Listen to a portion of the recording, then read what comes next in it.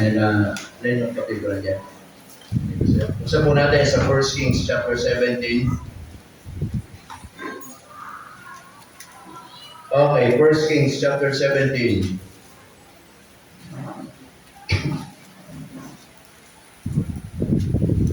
Okay, sige po.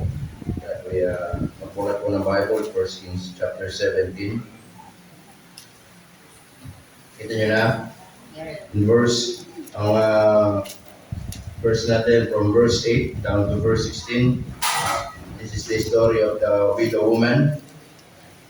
And, okay, sabi ng Bible dyan, in verse 8. Okay, verse 8. Sabi ng Bible, sa verse, nakita niyo, verse 8 ng chapter 17. Okay, sabi ng Bible, and the word of the Lord came unto him, saying, okay, ito ay dumating na salita ng Panginoon kay Elijah. Okay, ito yung pinaka-team character natin sa BBS, di ba? At sabi ng Panginoon sa kanya, arise, get into Zarephath, which belongeth to Sidon, and dwell there. Behold, I have commanded, ano sabi dyan? A widow woman. Could you imagine? Hindi niya sinabing a rich woman, a healthy woman. Sabi niya, a widow woman. And the Bible says, sabi ng Bible dyan, mga kapatid, hindi sinabi ng Diyos kay Elijah, makakasumpong ka ng isang babaeng balo at tulungan mo siya, pakainin mo siya. Amen mga kapatid? But ang utos ng Diyos, siya magpapakain sa iyo. Tama? Nandoon, sabi ng Bible dyan, I have commanded a widow woman there, ano sabi dyan? To sustain thee. Tayo po mag-pray. Panginoon, salamat po ng marami. Sa oras po ito, salamat po sa inyo pong biyaya, salamat po sa inyo pong kabutihan. And we thank you, Lord, for this opportunity that we can study your precious word. And once again, this message really speaks to us. And muli, ma-remind po kami sa inyo pong patuloy na kadakilaan sa buhay po namin, Panginoon. Pagpalayo kami sa pangalan ni Jesus. Amen. You may now take your seat. Okay, sabi ng Bible dyan, mga kapatid, inutusan ng Diyos itong si Elijah na pumunta ng Zarephath. At sabi ng Panginoon sa verse 9, and dwell there, manatili ka doon, mag-stay ka doon. Sapagkat, anong sabi dyan? I have, anong sabi dyan? Commanded. Look at the word. I have commanded. Hukuman ang Diyos. Ibig sabihin, mga kapatid, sabi ng Diyos kay Elijah, pumunta ka doon sa Zarephath, meron akong inutusan. Meron akong inihanda. Meron akong niready na magpapakain sa iyo. Amen ba? And then, sabi ng Bible, yung magsusustain sa iyo, magpapakain sa iyo, ano sabi doon? Ay isang widow woman. Sabi ko nga, hindi sinabi ng Diyos na isang mayaman, na isang sagana sa buhay, na isang babaeng marangya, babaeng mayroong mga resources. But look at the word widow. Ibig sabihin, una, wala na siyang asawa. Balo na. So, walang nagtatrabaho para sa kanila. So, ang nagtatrabaho ay siya na lang. Amen po ba mga kapatid? At hindi natin alam kung bakit mag-isa na lang siya, pwedeng yung asawa niya ay patay na. Amen mga kapatid? Pero, the point, siya tinawag na widow, wala nang asawa, pero sabi ng Bible dyan in verse 10, so he arose and went to Zarephath, sumunod si Elijah, and when he came to the gate of the city, behold, ano sabi dyan? Narito, ano sabi dyan? Hindi nagkamali ang Diyos. Amen? Ano sabi dyan? The widow woman was there. Pero, nung makita ni Elijah, yung widow woman na sinasabi ng Diyos kay Elijah na yung magsusustain sa iyo, ay nakita ni Elijah na po na nagpupulot ng mga sticks, gathering of sticks, and he called to her and said, fetch me, I pray thee, a little water in a vessel that I may drink. So nung makita ni Elijah, itong babaeng balo na nagpupulot ng panggatong, pangluto nila, panggawa nila ng tinapay, ang sabi niya, bigyan mo ako ng maiinom. Siguro naglakbay si Elijah. Amen mga kapatid? And verse 11, and as she was going to fetch, it called to her and said, bring me, I pray thee, a morsel of bread in thine hand. Amen ba? Amen ba? So sabi ng Bible, mga kapatid, sabi nito, nung papainumin na ng babae itong si Elijah, at then, nasabi pa ni Elijah, ngayon, bigyan niyo ako ng tinapay na makakain. Then, of course, nasabi ng Bible yan, in verse 12, and she said, as the Lord thy God liveth, I have not a cake, but an handful of meal in a barrel, and a little oil in a purse. And behold, I am gathering 2 sticks, that I may go in and dress it for me and my son, that we may eat, ano sabi diyan? And die.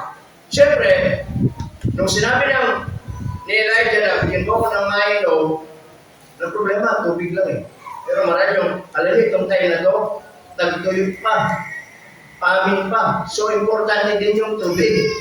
Kaya sabi ni Elijah, bigyan mo ko ng tubig. Siguro, well, sige tubig, willing ako magbigay. Pero sabi ni Elijah, bigyan mo rin ako ng tinapay.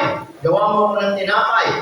Pinaliwanag ng babae, teka, alam ko, sabi niya, ang Diyos mo ay buhay, wala akong cake, pero meron lang ako dito isang panluto na lamang, yung oil ay sapat na para makagawa ng tinapay para sa akin at sa aking anak. Upang sa ganon, sabi niya sa verse 12, that we may eat. Amen mga kapatid? Upang makakain kami. Or else, mamamatay kami. Amen po ba mga kapatid? Pero sabi ni Elijah sa kanya, in verse 13, huwag kang matakot. Pumunta ka, gumawa ka. Sabi niya, but make me thereof a little cake first, and bring it unto me, and after make for thee and for thy son. Nakita ninyo? Yung tinapay na gagawin mo ng babae ito is enough para po dun sa babae at para po dun sa kanyang anak.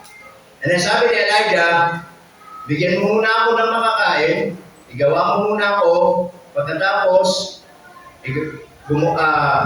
pakainin mo muna ako, pagkatapos, sabi ng Bible yan, in verse 13, and bring it unto me, and after make thee, and for thy son. Sabi niya, pagkatapos mo akong bigyan, then, bigyan mo yung sarili mo, tapos, bigyan mo rin yung anak mo. Pero ilan na lang ba yung pagkain nila? Dalawa. Kaya nga nag-gather siya ng sticks, ilan ang ginagather niya? Dalawa.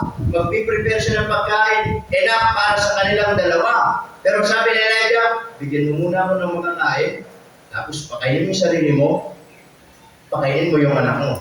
Eh, kukulangin. Amen mga kapatid? Pero, the point is this, sabi ng Bible in verse 14, for thus said the Lord of Israel, the barrel of meal shall not waste, neither shall the cruse of oil fail until the day that the Lord sendeth rain upon the earth.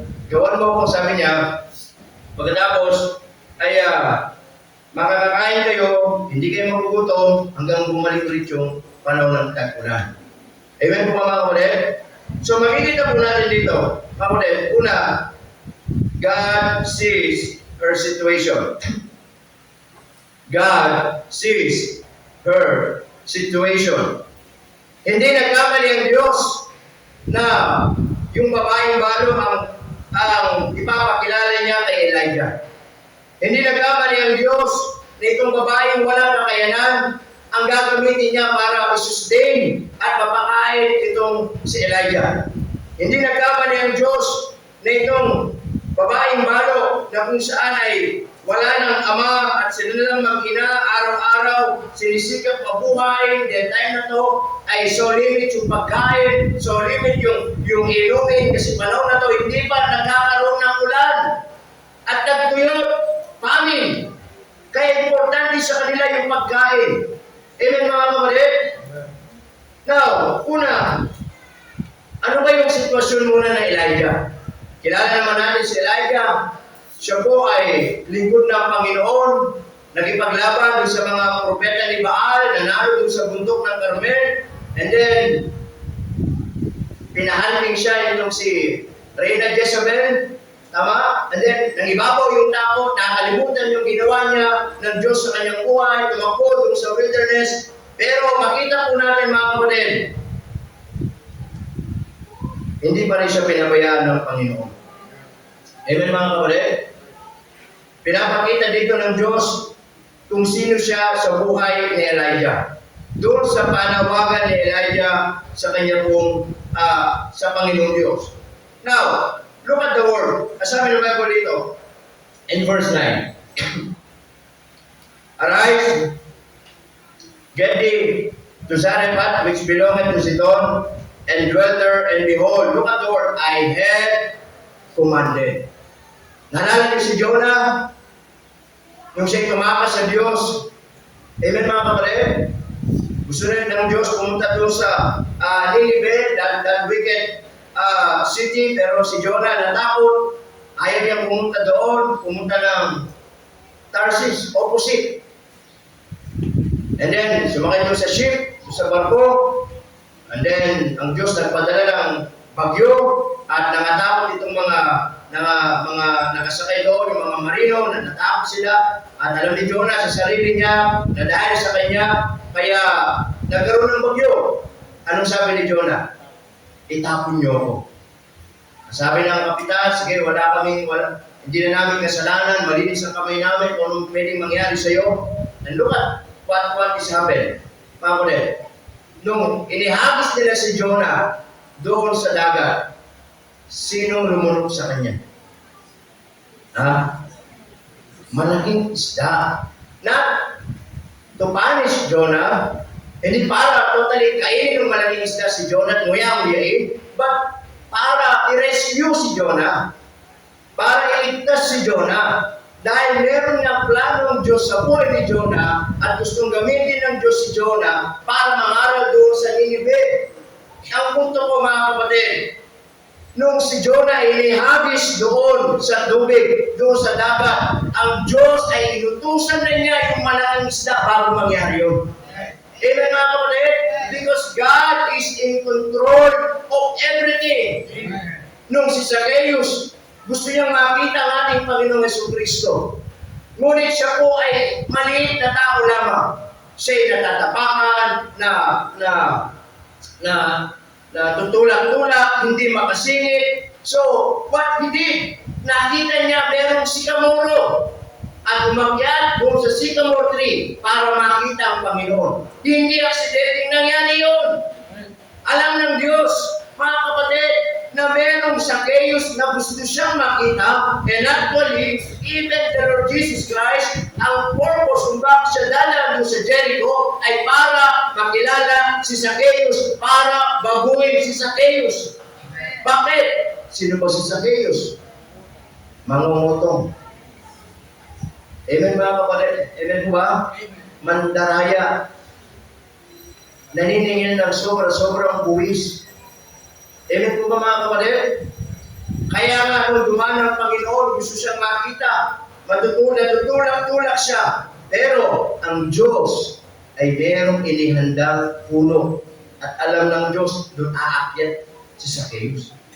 Kaya nung malapit na itong si Jesus doon sa puno ng sikamoro, hindi sinabi ni Zacchaeus, di ba pwede naman niyang sabihin, nung siya umakyat, pwede niyang sabihin, Jesus, nandito ako.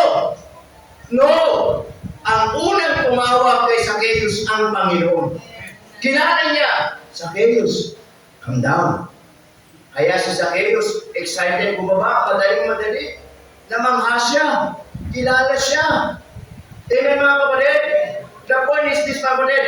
When God want to do something sa buhay po natin, meron na inihahanda ang Diyos na senaryo sa buhay natin, mga kapatid.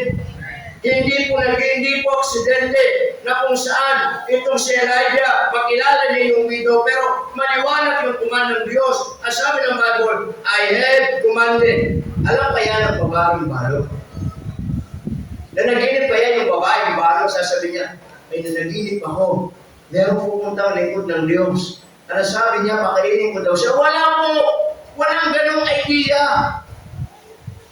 Pero God is in control of everything. Basta pumunta ka doon, meron na akong inutusan, hindi mayaman, hindi marangya, isang balo na meron isang ina, yung kanilang kalalagayan ay dukha. Araw-araw, hindi nila alam kung kailan sila makakasurvive. Pero sabi niya kay Elijah, yun ang ibibigay ko sa iyo, yun ang magpapakain sa iyo. Kung ano lang ang gagawin mo, sumunod ka lang.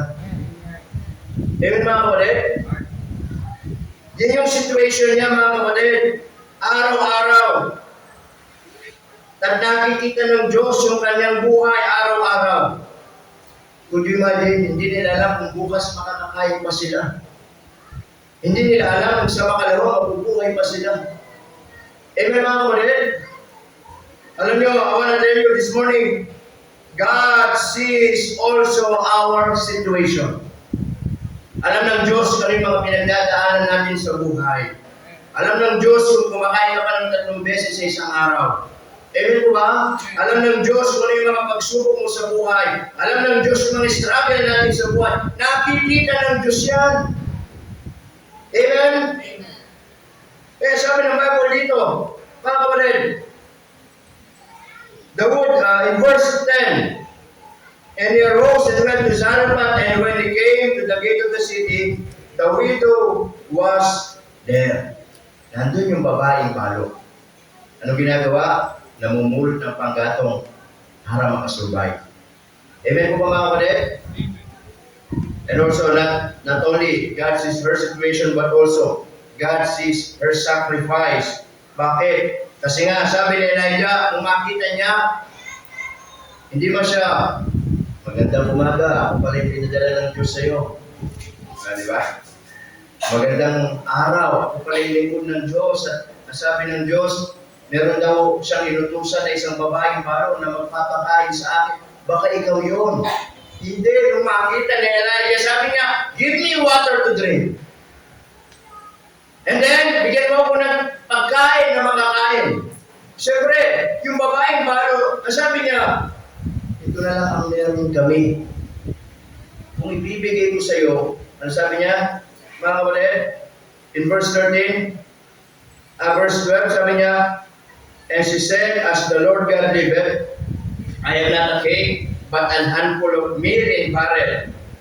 Sabi diyan, and a little oil in a cruse. And behold, I am gathering 2 sticks, that I may go in and dress it for me, para makaluto, para sa aking anak. Sabi niya, that we may eat. Sabi doon, and die. Nasa survival sila ng panahon ito. Hindi nila alam kung bukas may pagkain ka. Hindi nila alam kung bukas sa makalawa, makakakuha pa ng stick at makakaluto ng pagkain. At yung oil nila, kakunti na lang, maraming tinitipid nila. Amen mga kapatid? Pero, look at the word in verse 14. For thus saith the Lord God of Israel. Amen? Sabi diyan, the barrel of meal shall not waste, neither shall the cruse of oil fail, until the day the Lord sendeth rain upon the earth. In verse 15, sabi ni Elijah, ang Diyos ng Israel, the barrel of meal shall not waste. Sabi, hindi na kayo muling magugutom, hindi masasayang kung iluluto mo o ipagluluto mo ko. Verse 15, ano sabi dito? And she went. And she went. At siya'y umalis. Para tumakbo kay Elijah. Para ba takasan si Elijah, isipin niya, baka nagsisinungaling lang itong tao ito. No. Sabi niya, and she went and did according to the saying of Elijah. Amen mga kapatid? At siya ay pumunta, umalis, nagluto, gumawa, at pinakain itong si Elijah. Look at yung sacrifice na ginawa niya dito. Amen mga kapatid? Alam niyo, hindi lang nakikita ng Diyos ang ating pong situation sa buhay, but also God sees our sacrifice. Alam ng Diyos na minsan, diyan na lang ang pera mo, pero minsan binibigay mo pa sa gawain ng Panginoon. Alam ng Diyos na minsan ito yung income mo na alam mo hindi sa sapat, pero alam ng Diyos, nakikita niya yung puso mo na ikaw ay willing magbigay para sa Kanya. Amen mga kapatid? Nakikita ng Diyos na yan ay pagkain nyo na lamang, pero hindi mo pa rin nakakalimutan yung para sa Panginoon. Alam ng Diyos yan mga kapatid.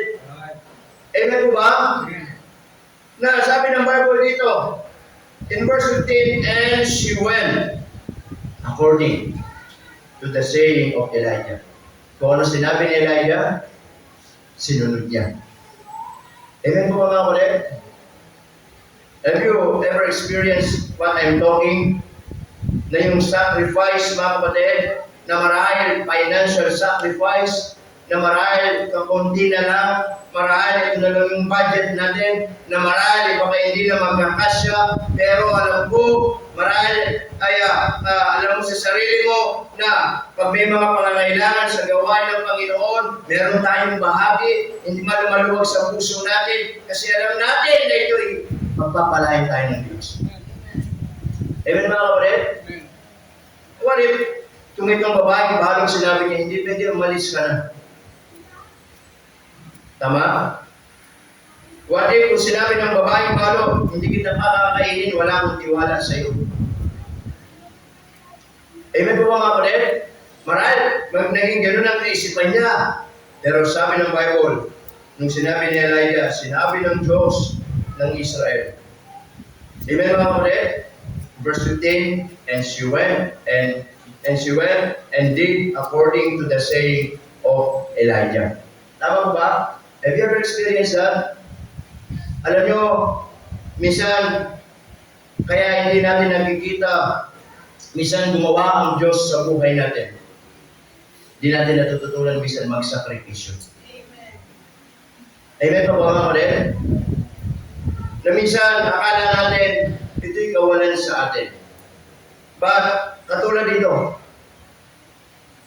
bago pumunta si Elijah doon sa Sarephat, may inutusan ng Diyos na isang babae palo magsusustain ng kanyang pangangailangan. Tama?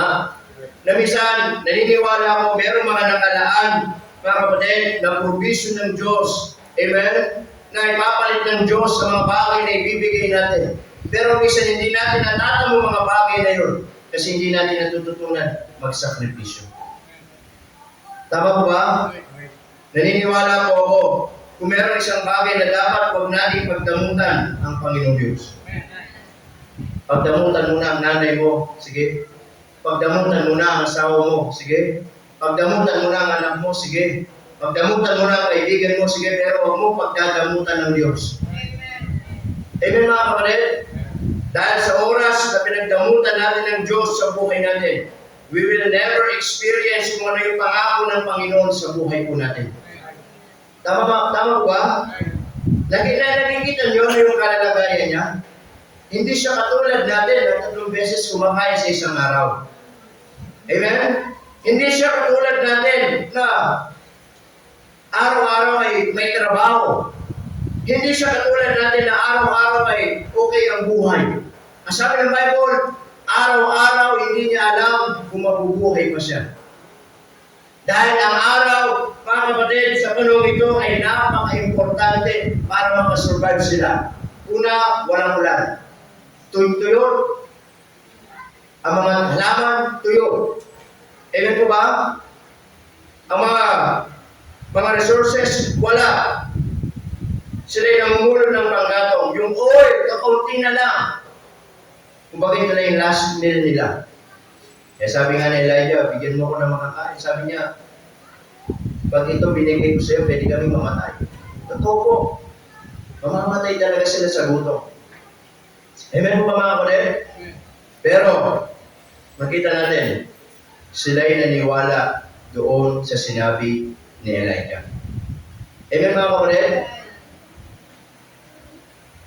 Not only God sees her situation and also God sees her sacrifice. Amen? Kaunting pagkain na lang para sa kanila. Tama? Binigay pa niya. Dahil yun ang sabi ng lingkod ng Panginoon. Now, because of that, makikita po natin mga kapatid, God sees her sacrifice. Now, God shows His sustain. Hindi lang niya nakita ng Diyos yung kanilang kalalagayan. Hindi lang nakikita ng Diyos yung kanilang sakripisyo. Ngayon, ipapakita naman ng Diyos kung paano siya mag-sustain sa mag-inang ito. Amen mga kapatid? Kanina, nakikita ng Diyos. Ngayon, ipapakita ng Diyos. Tama? Bakit po? Nung sinunod niya si Elijah, sabi ng Bible yan, in verse 15, and she went and did according to the saying of Elijah. And she, and he, and her house, ano sabi dyan? Did it, ano sabi? Many days. And the barrel of meal wasted not. Neither did the cruse of oil fail. Yun na sinabi ni Elijah. According to the word by the Lord, which he spake by Elijah. Amen mga kapatid? Sabi ng Bible, nung ginawa nila yun, hindi na sila muling nagutom.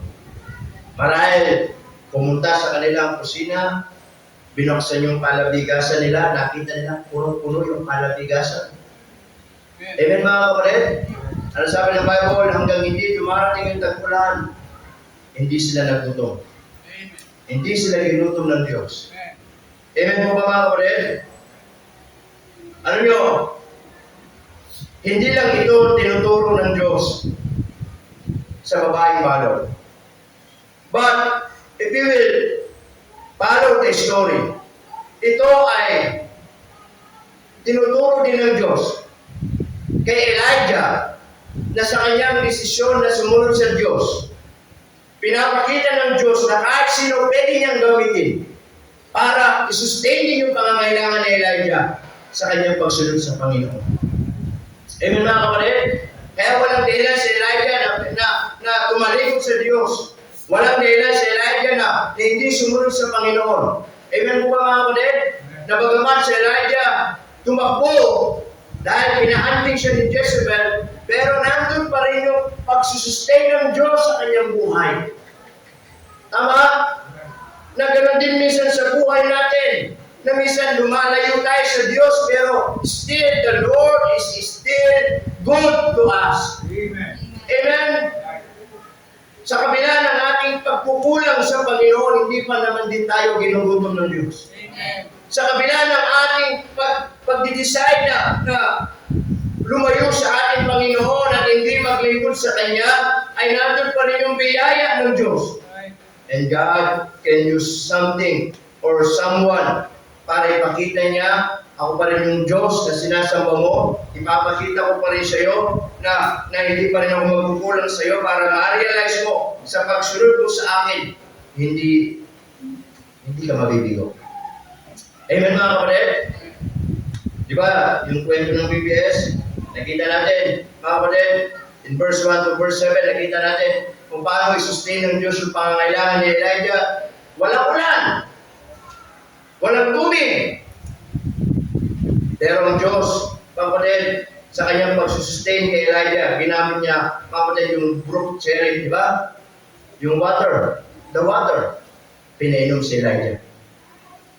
Tama ba? And not only the water, the brook cherry, but also the wild raven, yung uwang, ginamit ng Diyos para pakainin si Elijah. Tama ba ako rin? And here, ginamit din ng Diyos, the widow. Tama? The woman in Zarephath. Diba? Ginamit ng Diyos yung the water, the wild, and the widow. Ibig sabihin, walang dahilan si Elijah para sabihin niya, Panginoon, hindi ako maglilingkod sa iyo. Amen ba? That even the wild raven, ginamit ng Diyos para magdala ng tinapay at si Elijah may pagkain. Tama? What is the characteristic of the wild or the raven? They are wild. Hindi sila usually katulad ng kalapating inaalagaan. Amen mga kulit? Na yung aalagaan mo, tapos papakawalan mo, tapos babalik sa'yo. Hindi sila gano'n. Hindi sila maamo. Sila wild. Anong kinakain? Laman. Amen mga kulit? Nung ang Panginoon nakapako sa krus, anong tumuka sa mata? Nung isang magnanakaw? Uwak! Pero bakit ginamit ng Diyos yung wild? Because listen to this, God is the creator of everything. Walang sino man ang pwedeng sumuway sa Kanya. Walang sino man ang pwedeng hindi sumunod sa Kanya. Kahit sabihin niya sa tubig, magpayapa ka, papayapa. Sabihin niya doon sa malaking isda, mag-ready ka dyan, pag inabi si Jonah, sunduin mo, lulukin mo, ako masusunod sa iyo. Kaya mga kapalit, nakita ninyo that even wild, pwedeng sumunod sa Panginoon. Hindi niya pwedeng sabihin, wild ito, no. Pumunta ka doon kay Elijah. Magdala ka ng Spanish bread. Tama? O kaya pumunta ka doon sa Jollibee, doon sa drive-thru, mag-order ka ng Yum Burger. Amen mga kapatid? Huwag mong sabihin wild ka, kung lumiga sa'yo, sumunod ka. Tama ba? Alam nyo, the point is, sometimes, when it comes to the provision of God, minsan, even sa buhay natin, may mga bagay na hindi tayo naiintindihan, may mga bagay na hindi tayo maunawaan, minsan kahit kaaway natin, papakainin tayo, minsan kahit mga tao, mga hindi natin kakilala, ay kaya gamitin ng Diyos para ipakita yung provision niya sa atin. Amen po ba mga kapatid? Na minsan magugulat na lamang tayo, meron mga taong lalapit, may mga taong gagamitin ng Diyos, hindi natin kakilala. God is the creator. Amen po mga kapatid? And God is the controller of everything. Kaya pinakita niya kay Elijah. Kaya sabi niya, pumunta ka sa Sarephat, meron akong inihanda sa iyo. At pinakita niya. Marahil si Elijah, bago dumating doon, nag-iisip, bakit kaya ang magpapakain sa akin babaeng balo? Bakit kaya sinabi ng Diyos, ang magpapakain sa akin walang kakayanan? Para ipakita, ipamukha ng Diyos kay Elijah na kahit ganito lang yung widow na to, kaya i-sustain yung pangangailangan niya. Nakita ninyo? That even in our life, Panginoon, mga kapatid, maging sa buhay po natin, God shows His sustain. Amen? Kaya sabi ng Bible dyan, in verse 15, and she went and did according to the saying of Elijah. Sabi, and she, and he, and her house, ano sabi dyan? Did eat, ano sabi? Many days. Amen po mga kapatid? Number one, nakita natin, God sees her situation. God sees her sacrifice. Again, nakikita ng Diyos ang sitwasyon ng bawat isa sa atin. May problema ka, may pinagdadaanan ka, may pangangailangan ka, nakikita ng Diyos yan. At nakikita din ng Diyos yung sakripisyo na minsan meron ka. Na minsan may mga pagkakataon, mga kapatid, walang-wala ka. Pero ito na lang ang meron ka, pero isasakripisyo mo pa para sa Panginoon. Nakikita ng Diyos yan. Amen po ba mga kapatid? Nakikita ng Diyos yung mga panahon na walang-wala ka. Nakikita ng Diyos yan. Nakikita ng Diyos yung mga panahon na sa isang araw parang hindi mo na alam kung saan ka kukuha ng pambili ng pagkain. Nakikita ng Diyos yan. Amen? But I want to tell you, maglingkod ka lang. Magtapat ka lang. Huwag mong questionin ng Diyos. Magtiwala sa pangako ng Panginoon. And God will show His sustain. Amen. Ikita mo, mga kapatid, kahit patas ng patas ang gasolina, nakakapagpagasolina ka pa rin. Di ba mga kapatid? Kahit patas ng patas ang bilhin ngayong panahon ngayon, nakakakain ka pa din. Tama po ba? And that's one exactly dito po sa widow po na to. And then, of course, nakita natin verse 15 and verse 16 as we close. Look at the word widow. If I'm going to put letter N in the middle of I and D, what is the word? Huh? Window. Am I right? So the word widow, you're going to put letter N in the middle of I and D. It will become window. And that is what exactly God promised. Amen po mga kapatid? Remember, in Malachi chapter 3 verse 10, ano sabi ng Bible doon?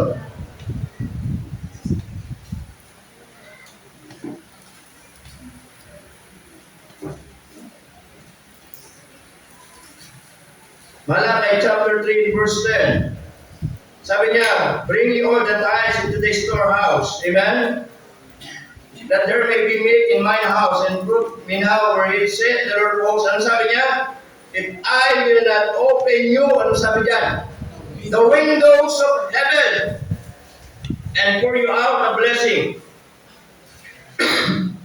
that there shall not be room enough to receive it. Amen mga kapatid? Yes, itong babaeng malo wala siyang pera para magbigay. Pero ibinigay niya kung ano meron siya. Then, ang Panginoon nagbukas ng bintana para ibuhos ang pagpapala sa kanyang buhay. Amen po mga kapatid? The window speaks of blessing. Speaks of God's promise. Speaks of God's blessing. Amen? Kaya sabi ng Bible verse 15, nung ginawa niya yung ano yung sinabi ni Elijah, sabi diyan, saying of Elijah, sabi, and she, yung babaeng malo, and he, amen mga kapatid? And her house, ano sabi? Look at the word, and she, yung babaeng malo, and he, yung anak niya, ano sabi? And her house. Ibig sabihin, pati yung kapag-anak niya, sa kanya na ngayon kumakain. Amen. Naintindihan niyo ulit? Yes! Minsan, di ba? Sa pamilya, kasi minsan sinakakaluwag, minsan doon nalapit. Ayun, kaya nangyari dito, kasi nga dito, tagtuyot. Kanya-kanya silang diskarte para mabuhay. So, nung nabalitaan ng kanyang kamag-anak, na sila'y pinagpala ng Diyos, na sila'y nakakakain na ngayon, at hindi na magugutom. Ano sabi ng pangako ng Diyos sa kanila? Sabi niya, she, yung babaeng balo, and he, yung kanyang anak, and her house, ay makikinabang din doon sa pagpapalang na tanggap ng babaeng balo nito. Amen. Amen mga kapatid? Di ba napakaganda, minsan ganoon din sa buhay natin. Alam nyo, hindi tayo pinagpapala ng Diyos para lang sa atin. Amen mga kapatid? Minsan tayo ngayon ay gagamitin ng Diyos. Pag pinagpala tayo ng Panginoon, makikita ng mga kamag-anak natin, ng mga mahal natin sa buhay, makikilala nila yung Diyos natin. Amen. Tama? Marami magtatanong itong mga taong ito, yung mga kamag-anak niya, bakit hindi na kayo nagugutom? Bakit hindi ko na kayo nakikitang namumulot ng panggatong? Bakit hindi ko na kayo nakikitang gumagawa ng tinapay? Bakit lagi ang dami nyo ng pagkain? Ang dami nyo laging grocery? Ang dami nyo laging bigas? Ano sasabihin ng babaeng balo nito? Hindi, silwerte lang. Hindi po. Hindi. Medyo tumama lang sa first ball. Hindi. Ano sasabihin ng babaeng balong ito? Kikwento niya, meron kasing lingkod ng Diyos na pinunta sa akin. Amen mga kapatid? Nasabi niya, pakainin ko siya at ginawa ko. Hindi ko alam, ito yung kapalit na pinagpala ko ng Panginoon. Amen mga kapatid? Di ba? Kaya alam niyo po, pag tayo pinagpala ng Diyos, hindi lang din niya sa atin. Nag-overflow yan maging sa mga kamag-anak natin. Amen mga kapatid? Tama po ba? Hindi pwedeng hindi mag-overflow yan. Tama? Pinagpala ka ng Diyos, di ba? O, sasabihin, nabalitaan, dami pera nila sila, makautang na. Tama mga kapatid? Ang punto, nakita niyo? He, she, yung babaeng balo, and he, yung anak niya, and then sabi niya, and her house. pati yung mga kamag-anak niya ngayon, nakakaranas ng blessing dahil dito sa baba at inang ito. Amen po ba mga kapatid? Ang sabi ng Bible dyan, and sabi dyan, did, ano sabi? It, ano sabi? Just sinabi, just a few days, just a few months, just a few days, sabi, many days. Hanggang kailan? Ano sabi ni Elijah? Hanggang hindi nagkakaroon ng ulan, hindi kayo magugutom. Kasi pag nagkaroon ng tag-ulan, parang nang nagtaksipol, tagsagana. Amen mga kapatid? Now, kita natin, God sees our situation. Nakikita ng Diyos yung kalalagayan natin. Nakikita ng Diyos yung sakripisyo natin. Alam ng Diyos yan mga kapatid. Kahit hindi ko na minsan sabihin sa inyo, hindi ko na kailangan ipaalala, minsan nakikita ko din, minsan ito yung buhay nyo, ito yung meron lang kayo. Alam ng Diyos yan. Tama mga kapatid? Right. Ano yung mga paglilingkod na ginagawa ninyo? Ano yung mga ambag ninyo sa gawain ng Diyos? Alam ng Diyos yan. And let me say this, ang Diyos ang magpapalit sa inyo yan. Amen. Amen mga kapatid? Ang Diyos ang magpapala po sa inyo. And also God should sustain. Pinakita ng Diyos kay Elijah, even kay Elijah, kung ang pinapagawa ko sa iyo, just obey. Nauwa ka, merong brook cherry, I'll give you water. Nagugutom ka, there's a raven, a wild raven.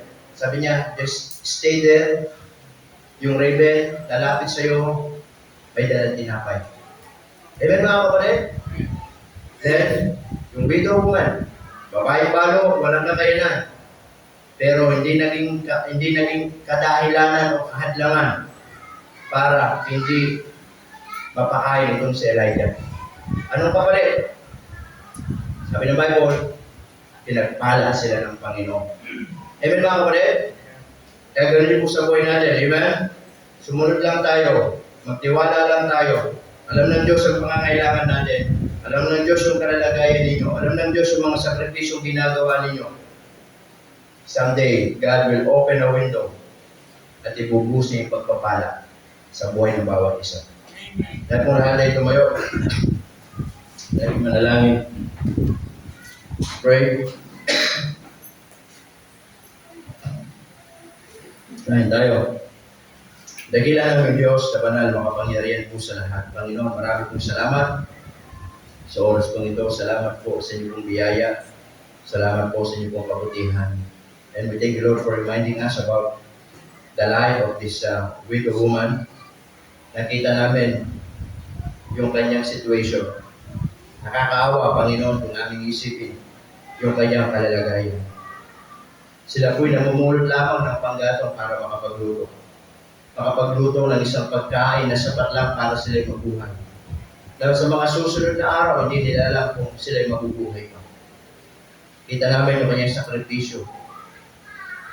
Nakakaunti na lang, pero hindi niya pinagdamon sa lingkod ng Diyos na itong si Elijah.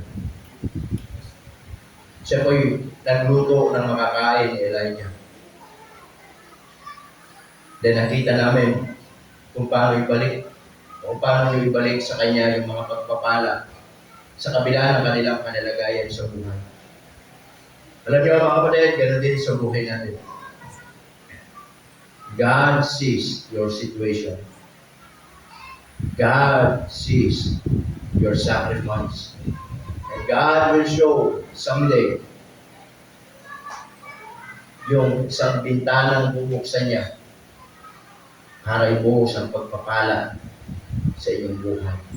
Ang ating mga ulo nakatungo, ating mga tayo nakapigit, maraming salita ng Diyos ay nangusap po sa atin ngayong umaga at nais natin lumapit sa dakong unahan para manalangin sa Panginoon at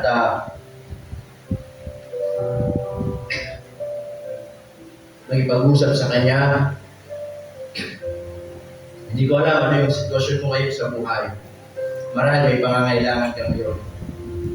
Marahil nandiyan ka sa panahon na may pagsubok ka, may pinagdadaanan ka. Marahil nandiyan ka sa panahon na may karamdaman ka. Marahil nandiyan ka sa sitwasyon ngayon na di mo alam, magulong isip mo. Marahil nandiyan ka sa sitwasyon na kailangan mo ng Diyos, nakakalinga sa'yo. Nakikita ng Diyos yan, kapatid. And God wants you to come. Nais ng Diyos, ilapit mo. Ipanalangin mo. And God sees your sacrifice. Salamat po sa mga kapatid na minsan alam ko, may mga panahon na susubok nyo na lamang, ibibigay nyo pa sa gawain ng Diyos. Mga panahon na minsan, sa church natin, minsan may mga ambagan, may mga commitment tayo. Minsan, alam ng Diyos yan na minsan ginagawa natin ng paraan kahit paano. Alam ng Diyos yan na minsan sa isang araw, kaunti lang ang meron ka, pero when it comes to God, hindi ka nagdadalawang isip. Alam ng Diyos yan, kapatid. Salamat sa mga mananampalataya na alam nila paano magsakripisyo. Alam nila na pagdating sa Diyos, hindi ito kabigatan sa kanila. Nanaunawaan nila na pagdating sa Diyos, walang tanong-tanong. Pagdating sa Diyos, alam nila na worth it ito. Pagdating sa Diyos, alam nila na hindi ito mawawala ng pamuluhan. Nang isa isusubo na lamang, the Lord will bless you. God prepare a window someday. Pero minsan nakita nyo, in spite of your situation, in spite of your sacrifices, nasaan ka ngayon? Nandito. Hindi ka ginugutom ng Diyos. Still, nakakakain pa rin ng 3 beses sa isang araw. Still, natatapos ang isang buwan na hindi ka pinagkukulangan ng Panginoon. Ang mga dapat bayarin na babayad. Minsan, yes, may delay, pero still, nababayaran.